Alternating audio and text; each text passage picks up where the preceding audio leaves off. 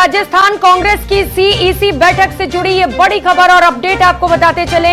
कांग्रेस की चौथी लिस्ट को लेकर आज मंथन होना है। प्रभारी रंधावा एआईसीसी मुख्यालय पहुंच चुके हैं, तो वहीं एआईसीसी महासचिव केसी वेणुगोपाल भी मुख्यालय पहुंचे हैं। सीईसी बैठक में आज राहुल गांधी शामिल नहीं होंगे। अंबिका सोनी भी कांग्रेस मुख्यालय पहुंची हुई हैं और आज मंथन किया जाएगा चौथी लिस्ट को लेकर। कांग्रेस की ओर से आज चौथी लिस्ट का ऐलान किया जा सकता है और सीईसी की बैठक महत्वपूर्ण, जब चौथी लिस्ट को लेकर नामों पर मुहर लगेगी और जो नाम अभी भी अटके हुए हैं, जिन्हें लेकर अभी भी असमंजस की स्थिति है, उन्हें लेकर भी चर्चा की जाएगी। तो 105 कुल ऐसे नाम हैं जिनका ऐलान होना अभी बाकी है। 95 सीटों पर उम्मीदवारों की घोषणा की जा चुकी है कांग्रेस की ओर से और अब इंतजार है कि कब कांग्रेस की ओर से चौथी लिस्ट का ऐलान किया जाएगा। और देखना बड़ा ही खास होगा कि चौथी लिस्ट में कौन कौन से उम्मीदवारों को मैदान में उतारा जाता है। तो बड़ी खबर इस वक्त की आपको बता रहे हैं, दिल्ली से ये तस्वीरें आपको दिखा रहे हैं जहां पर सीईसी की बैठक होनी है और तमाम जो दिग्गज है वो लगातार पहुंच रहे हैं। आपको बताते चले कि इस बैठक में आज राहुल गांधी शामिल नहीं होंगे, लेकिन कल जो बैठक हुई थी उसमें राहुल गांधी से लेकर सोनिया गांधी और मुख्यमंत्री अशोक गहलोत भी पहुंचे थे। माना जा रहा है कि तकरीबन 65 नाम ऐसे हैं जिन पर मुहर लग चुकी है और 30 लगभग ऐसे नाम बताए जा रहे हैं जिन्हें लेकर अभी भी सस्पेंस बना हुआ है, जो विवादित चेहरे हैं। क्योंकि कांग्रेस की ओर से ये कोशिश की जा रही है कि जब उम्मीदवारों को मैदान में उतारा जाए तो कहीं से भी विवाद ना हो, कोई उन नामों को लेकर बगावत ना करे, क्योंकि पार्टी को बखूबी पता है कि अगर आखिरी वक्त में पार्टी में खींचतान होती है, बगावत होता है, तो इसका खामियाजा पार्टी को भुगतना पड़ सकता है। और यही वजह है कि लगातार 30 नामों को लेकर अभी भी चिंतन और मंथन का दौर जारी है। तो कुल 105 उम्मीदवार अभी कांग्रेस की ओर से मैदान में उतारे जाने हैं और देखना बड़ा ही खास होगा कि इस बार की लिस्ट में कौन कौन से दिग्गजों को मैदान में उतारा जाता है। क्योंकि इससे पहले कांग्रेस की ओर से यह बयान सामने है कि इस बार युवाओं से लेकर महिलाओं को भी मौका दिया जाएगा। इससे पहले जो लिस्ट सामने आई है, अभी तक 95 उम्मीदवारों की घोषणा की गई है। इनमें लगभग वही नाम है जो पहले से चले आ रहे थे। सिटिंग एमएलए को मौका मिला है, हालांकि पर्यवेक्षकों ने जो रिपोर्ट सौंपी थी उसके आधार पर जरूर ये कहा गया था कि कुछ विधायकों के खिलाफ एंटी इनकम्बेंसी है और ऐसे में माना जा रहा था कि उनके पत्ते कट सकते हैं, कुछ नए चेहरे मैदान में उतारे जा सकते हैं। लेकिन फिलहाल अब तक जो लिस्ट कांग्रेस की ओर से सामने आई है उसमें ऐसा देखने को नहीं मिला और यही वजह है कि माना जा रहा है कि इस बार जब चौथी लिस्ट सामने आएगी जिसमें तकरीबन 65 नाम बताए जा रहे हैं, तो कुछ युवाओं और महिलाओं को भी इस लिस्ट में मौका जरूर दिया जा सकता है। दिल्ली से सहयोगी लखवीर सिंह शेखावत इस वक्त सीधे हमारे साथ जुड़ चुके हैं। लखवीर, बैठक होने वाली है, कौन कौन पहुंच चुका है और अब इंतजार है चौथे लिस्ट का?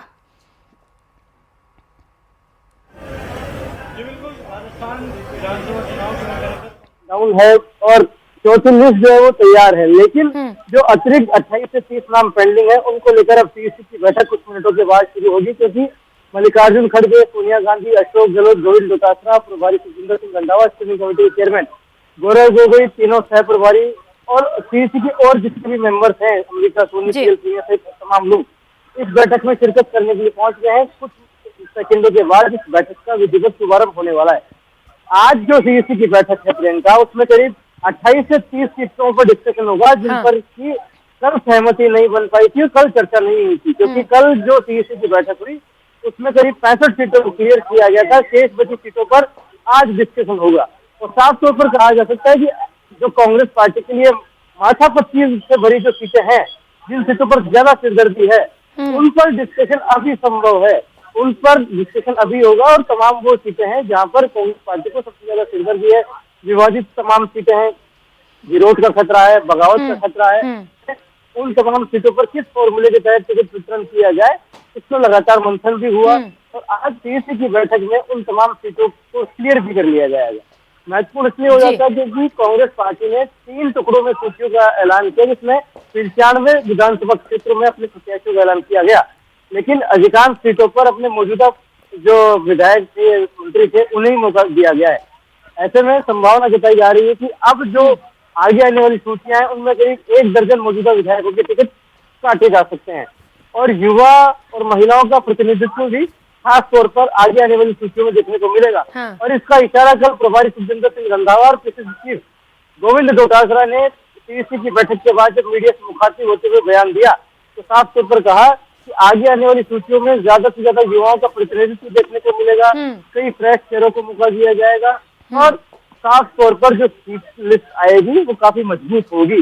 ये कांग्रेस पार्टी के लिए महत्वपूर्ण इसलिए भी हो जाता है कि विजिबिलिटी के आधार पर इसका चयन करे, क्योंकि भारतीय जनता पार्टी स्ट्रेटेजिकली तौर पर काफी मजबूती से आगे बढ़ रही है। पहली सूची में ही हमने देखा बीजेपी में 41 प्रत्याशियों का ऐलान किया गया और 41 प्रत्याशियों में 7 सांसदों को चुनावी मैदान में उतारा गया।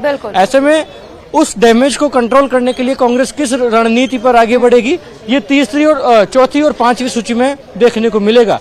क्योंकि जो 3 सूचियां अभी तक आई हैं उसमें मौजूदा विधायकों और मंत्रियों को रिपीट किया गया है, उसके साथ ही सरकार के संकट के समय साथ देने वाले विधायकों को भी तरजीह दी गई है। मतलब जिन निर्दलीय विधायकों ने सरकार बचाने में महत्वपूर्ण भूमिका निभाई उनको टिकट दिया गया, उसके साथ ही बसपा से कांग्रेस में शामिल हुए विधायकों को भी टिकट अब तक सौंपी जा चुकी है। लेकिन तिजारा वाली सीट पर संदीप यादव की टिकट पर कहीं ना कहीं पेच फंसा हुआ है। ऐसे में क्या संदीप यादव को टिकट दी जाएगी, इस पर निगाहें हैं, क्योंकि इस बात का प्रस्ताव रखा गया सीईसी की बैठक में कि किसी मुस्लिम को वहां पर इंट्रोड्यूस किया जाए। ऐसे में राहुल गांधी की आपत्ति थी कि जब सभी बसपा से कांग्रेस में शामिल हुए विधायकों को टिकट दिया गया तो फिर संदीप यादव को भी टिकट दे देना चाहिए, और पहले क्या वहां पर मुस्लिम नहीं थे। तो इस प्रकार की कई सीटों पर पेच कल फंसा जब सीईसी की बैठक हुई, और राहुल गांधी ने कई सीटों पर वीटो भी किया है, जिसके बाद कल देर रात को जब मल्लिकार्जुन खड़गे और राहुल गांधी की बैठक हुई तो जिन सीटों पर सहमति बनी थी कल की सीईसी बैठक में उन पर क्रॉस कटिंग भी हो सकती है और नए चेहरे इंट्रोड्यूस हो सकते हैं। तो उस बात पर पुष्टि हो जाएगी कि नए चेहरों को मौका आगे आने वाली जो सूचियां हैं लखवीर, अब माना जा रहा है कि नए चेहरों को भी मौका दे सकती है पार्टी, और जो अगली सूची सामने आएगी उसमें कुछ युवाओं से लेकर महिलाओं के नाम का भी जिक्र हो सकता है। अब देखना है कि जो सिटिंग एमएलए नाराज होंगे इसके बाद उन्हें कैसे पार्टी मनाती है और लिस्ट में कौन कौन से नाम शामिल किए जाते हैं। आप नजर बनाए रखिएगा लखवीर इस बैठक पर। बहुत शुक्रिया आपका तमाम जानकारियों के लिए।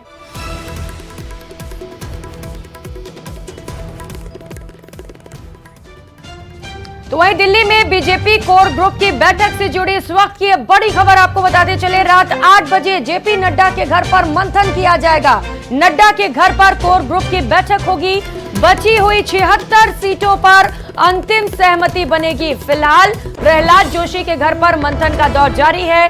तीसरी लिस्ट के नामों के चयन पर चर्चा की जा रही। कई घंटों से लगातार चिंतन और मंथन का दौर जारी है, क्योंकि बीजेपी के लिए भी लगातार ये सीटें टफेस्ट बनी हुई हैं। चैलेंजिंग इसीलिए है क्योंकि 76 में से 60 सीटें ऐसी हैं जहां पर बीजेपी को पिछले चुनाव में हार का सामना करना पड़ा था, और ऐसे में सबसे बड़ा सवाल यह है कि कौन है जिताऊ उम्मीदवार। इसी को लेकर लगातार मंथन किया जा रहा है। बची हुई 76 सीटों पर अंतिम सहमति आज बना ली जाएगी, और माना जा रहा है कि बीजेपी की तीसरी लिस्ट भी कभी भी जारी की जा सकती है, क्योंकि आज का बैठक महत्वपूर्ण है। दिल्ली में बीजेपी कोर ग्रुप की बैठक होगी। रात 8 बजे जेपी नड्डा के घर पर मंथन किया जाएगा, और माना जा रहा है कि इस मंथन में इन सूचियों पर फाइनल मोहर लग सकती है। नड्डा के घर पर कोर ग्रुप की एक बड़ी बैठक होगी।